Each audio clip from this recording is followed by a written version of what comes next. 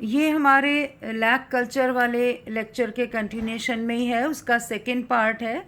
यहाँ हम एक डायग्राम में देख रहे हैं कि लैक इंसेक्ट की लाइफ साइकिल क्या है।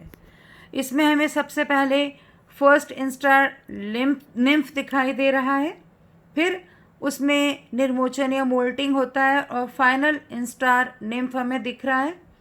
फिर एक फीमेल लैक इंसेक्ट दिखती है और मेल लैक इंसेक्ट डेवलप होता है, जो हमने देख ही लिया था कि 30-70 के रेशियो में ये डेवलप होते हैं और फिर ये एक पेड़ की ट्विग पे अपने आप को स्थापित कर लेते हैं, उसको चारों तरफ से घेर लेते हैं।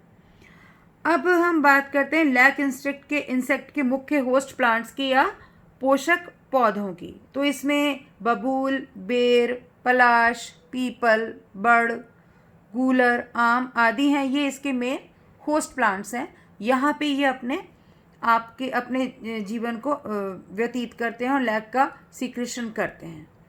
अब बात आती है लाख के केमिकल कंपोजिशन की या उसके रासायनिक संगठन की।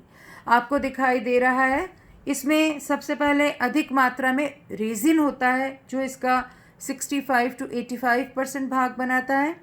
वैक्स होता है 5 to 7%, पानी 3 to 5%, minerals 2 to 6%, dye 2 to 10% होता है और इसके अलावा एल्बुमिनस सीक्रेशंस या सब्सटेंसेस होते हैं 6 to 12%। अब अगर हम बात करें तो लाख की प्रॉपर्टीज़ क्या हैं। सबसे पहले जो इसकी मेन प्रॉपर्टी है वो है कि लाख पानी में सॉल्युबल नहीं है, अल्कोहल में सॉल्युबल होती है या घुलनशील होती है। दूसरी प्रॉपर्टी है लाख को गर्म करके बटन लैक या शीट लैक के रूप में आसानी से रूपांतरित किया जा सकता है। तीसरी जो प्रॉपर्टी है वो है लाख में एडहेसिव क्वालिटी भी उत्कृष्ट प्रकार की, बहुत हाई लेवल की मिलती है। फिर आती है लाख की अगली प्रॉपर्टी, लाख का प्रयोग विद्युत चलित उपकरणों को इंसुलेट करने में होता है। फिर एक और इसकी प्रॉपर्टी है कि ये लाल रंग की लाख लगाए गए स्थान पर अपना रंग छोड़ता है। सफ़ेद की क्वालिटी लाल कलर की लाख से बेहतर होती है, अच्छी होती है।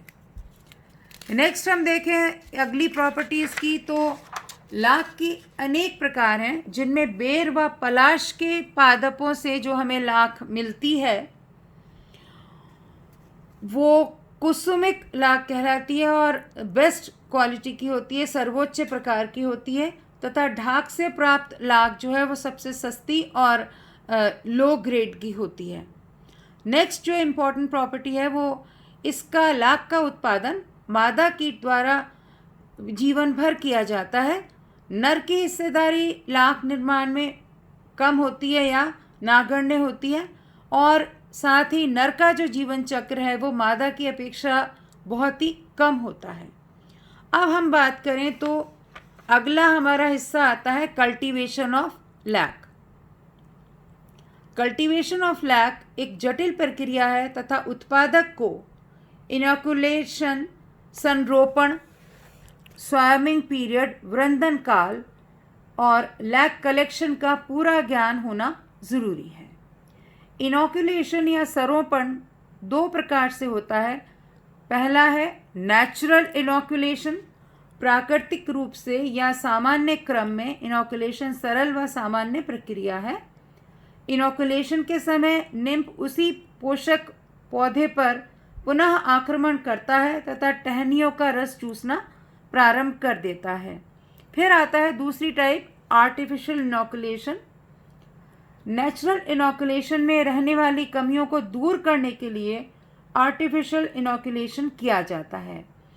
इस प्रोसेस में सबसे पहले जनवरी या जून में होस्ट पौधे की कटाई की जाती है। ये कटे हुए टुकड़े नए होस्ट पर जगह जगह शाखाओं में ठीक से टच कराते हुए बांध दिए जाते हैं। स्वार्मिंग या वृंदन हो जाने के बाद जो टहनियाँ हैं उन टहनियों को हटा दिया जाता है जो हमने चिपकाई थी आर्टिफिशियल इनोकुलेशन के समय कुछ प्रिकॉशंस भी रखनी ज़रूरी हैं, जैसे ये सुनिश्चित करना चाहिए कि ब्रांचेस जिन्हें नए पेड़ पर बांधना है उन पर अच्छी मात्रा में निम्फ या एग्स हों। दूसरी ये ध्यान में रखना चाहिए कि इन शाखाओं पर कोई पैरासाइट या परपोषी नहीं हो। तीसरे, शाखाओं पर उपस्थित अंडे हेल्दी हों, स्वस्थ हों। एक समान सरोपण के लिए 3-4 शाखाओं का प्रयोग करना चाहिए। अगली जो बात आती है वो होता है इनोकुलेशन पीरियड या संरोपण काल। ये अलग अलग होता है, जैसे June to July, October to November and July to January to February. तो ये माह प्रस्तावित किए जाते हैं इनोकुलेशन के लिए। स्वार्मिंग यह कीट की जीवन की चक्र की बहुत महत्वपूर्ण अवस्था होती है। इस काल में निम्फ के गुदा भाग की ऊपरी सतह पर पीले रंग के धब्बे हो जाते हैं। पेशियां जो हैं वो सिकुड़ने लगती हैं तथा कीट जुड़ने के स्थान से अलग हो जाते हैं। इस प्रकार एक खोखली गुहा छोड़ देते हैं जो बाद में लाख से भर जाती है। एग्स में हैचिंग होके ये ऑरेंज रंग के हो जाते हैं, जो ये दर्शाता है कि इनोकुलेशन हो चुका है।